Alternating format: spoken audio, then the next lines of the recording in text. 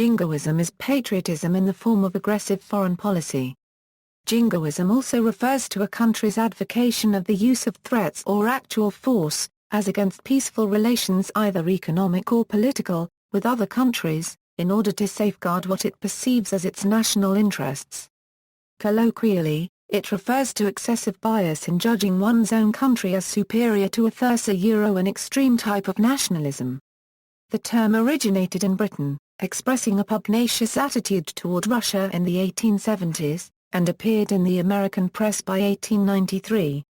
Etymology: the chorus of a song by G. H. MacDermott and G. W. Hunt, commonly sung in British pubs and music halls around the time of the Russo-Turkish War, gave birth to the term. The lyrics of the chorus: "We don't want to fight, but by jingo if we do, we've got the ships, we've got the men, we've got the money too, we've fought the bear before, and while we're Britain's true, the Russians shall not have Constantinople." The phrase "by jingo" was a long-established minced oath, used to avoid saying "by Jesus."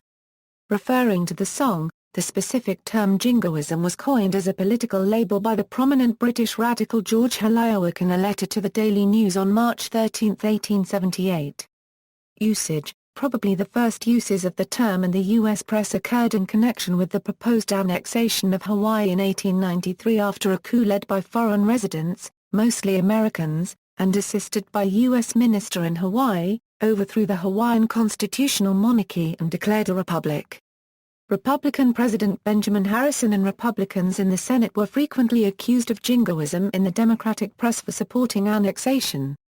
British Artillery Major General Thomas Bland Strange, one of the founders of the Canadian Army and one of the divisional commanders during the 1885 Northwest Rebellion, was an eccentric and aggressive soldier who gained the nickname Jingo Strange and titled his 1893 autobiography Gunner Jingo's Jubilee. The term was also used in connection with the foreign policy of Theodore Roosevelt, who was frequently accused of jingoism. In an October 23, 1895 New York Times article, Roosevelt stated, "There is much talk about jingoism.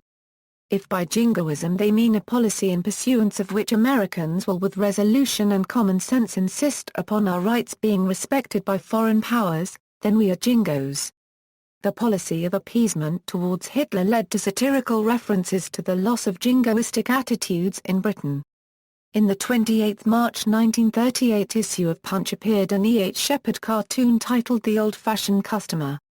Set in a record shop, John Bull asks the record seller, "I wonder if you've got a song I remember about not wanting to fight, but if we do something, something, something. We've got the money too?" On the wall is a portrait of the Victorian Prime Minister Lord Salisbury. See also, exceptionalism, imperialism, Josh, regionalism, references.